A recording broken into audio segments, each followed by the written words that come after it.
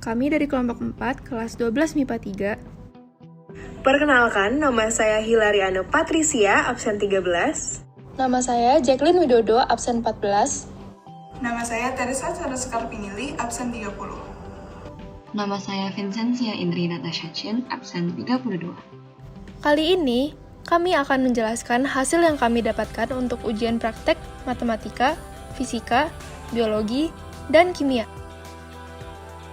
Kelompok kami mendapatkan tema mengukur denyut nadi.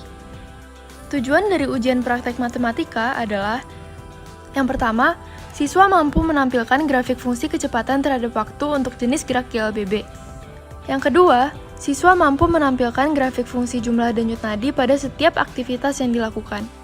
Tujuan dari ujian praktek fisika adalah: yang pertama, siswa mampu mengukur kecepatan lari dari berbagai jarak tempuh. Yang kedua, siswa mampu menerapkan prinsip GLB dalam berjalan dan berlari. Lalu, tujuan dari ujian praktek kimia adalah: siswa dapat menjelaskan pengaruh oksigen dalam sifat koligatif darah. Tujuan dari ujian praktek biologi adalah: yang pertama, siswa mampu membandingkan berbagai aktivitas yang berbeda dan mengkaitkannya dengan denyut nadi yang diperoleh. Yang kedua, siswa mampu menyebutkan faktor-faktor yang mempengaruhi jumlah denyut nadi. Untuk melakukan percobaan, diperlukan alat dan bahan sebagai berikut: stopwatch, laptop, internet, aplikasi Strava, dan alat tulis. Pertama-tama, kami akan memulai dengan cuplikan berikut. Pada cuplikan ini, kami sedang melakukan pengambilan data untuk pelajaran fisika, yaitu berjalan pada jarak 25, 50, 75, dan 100 meter. Selanjutnya, kami berlari pada jarak yang sama.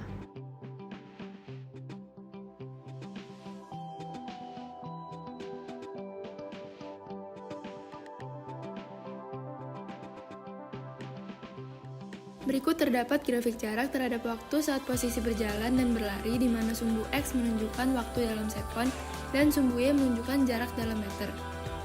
Terdapat pula grafik kecepatan terhadap waktu saat posisi berjalan dan berlari, di mana sumbu X menunjukkan waktu dalam sekon dan sumbu Y menunjukkan kecepatan dalam meter per sekon.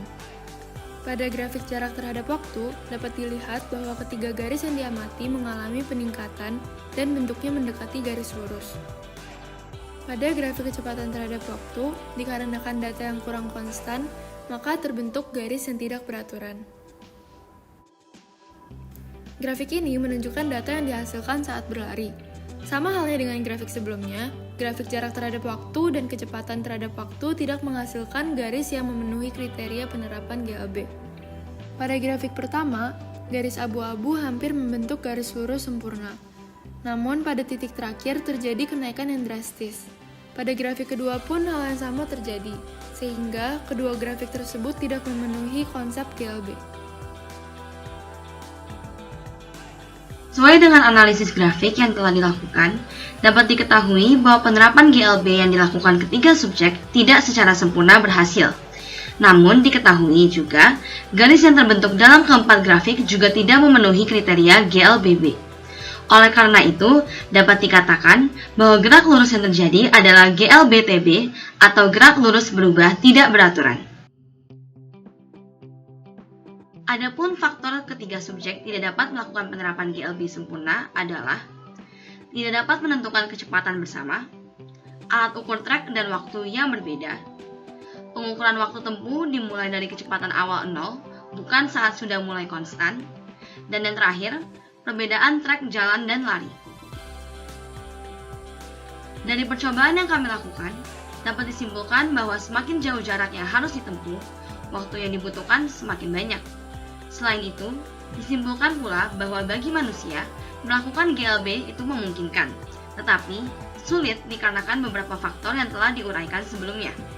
Dan terlebih lagi, bergantung pada daya tahan tiap orang yang tentunya berbeda. Sehingga, pada percobaan ini, gerak lurus yang terjadi adalah GLBTB.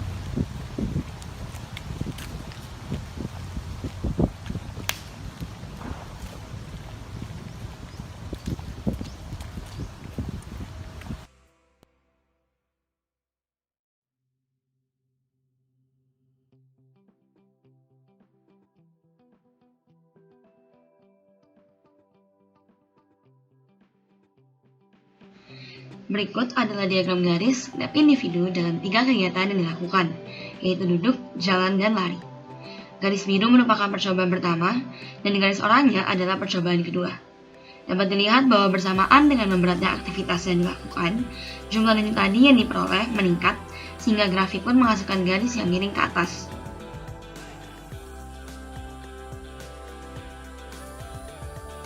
Sesuai penjelasan grafik sebelumnya, banyaknya denyut nadi berbanding lurus dengan jenis aktivitas yang dilakukan. Namun, ada faktor-faktor lain yang mempengaruhi banyaknya denyut nadi seseorang selain aktivitas. Suhu udara, stres dan emosi, ukuran tubuh, dan obat-obatan. Kami semua melakukan aktivitas ini tanpa meminum obat-obatan apapun, ataupun dalam keadaan emosi yang berlebihan, seperti terlalu senang ataupun terlalu sedih. Selain itu, kami juga melakukan percobaan di daerah yang sama, yaitu Jakarta. Faktor yang berbeda dari kami adalah ukuran tubuh kami.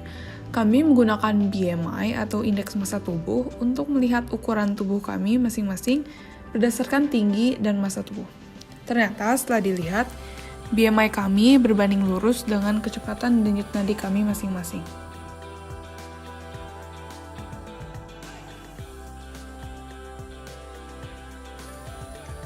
Berdasarkan pengambilan data pelajaran biologi, berikut adalah data yang diperoleh untuk pembahasan matematika. Selanjutnya, kami mencari mean, variance, serta simpangan baku dari data, dengan mengelompokkannya sesuai jenis kegiatan, sehingga terdapat 3 kelompok, yaitu duduk, jalan, dan lari.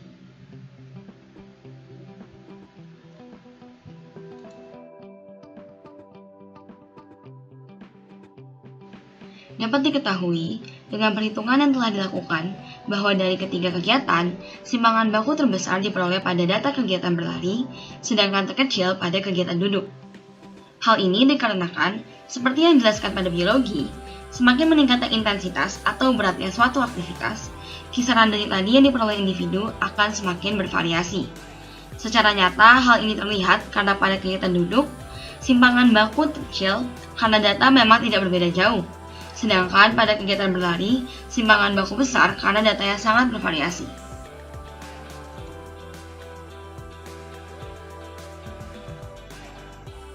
Seseorang tentunya perlu bernafas untuk bertahan hidup. Laju pernafasan berbeda-beda sesuai dengan faktor-faktor tertentu.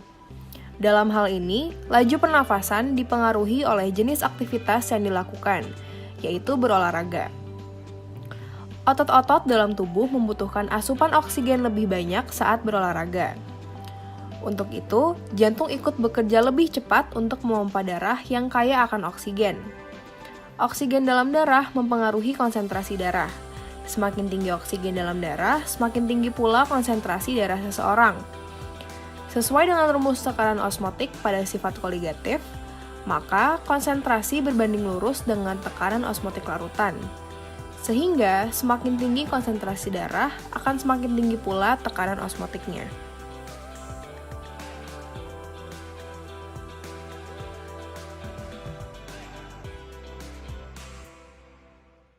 Dari analisis data yang dilakukan berdasarkan data percobaan biologi,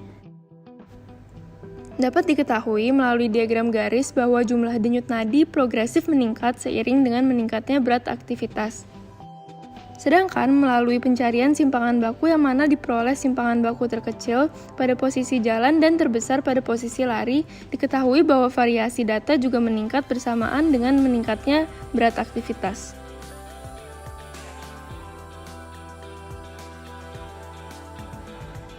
Dari percobaan fisika yang dilakukan, dapat disimpulkan bahwa kelompok kami tidak berhasil menerapkan prinsip GLB dalam berjalan dan berlari.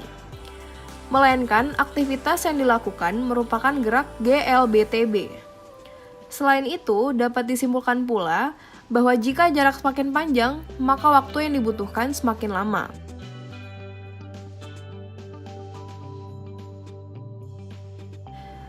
Dari percobaan biologi, dapat disimpulkan bahwa jenis aktivitas mempengaruhi jumlah denyut nadi yang dihasilkan. Faktor yang mempengaruhi jumlah denyut nadi kami adalah jenis aktivitas dan ukuran tubuh. Hubungan antara oksigen dengan sifat koligatif darah adalah semakin banyak jumlah oksigen dalam darah, maka semakin tinggi tekanan osmotiknya. Sekian penjelasan dari percobaan kami. Terima kasih.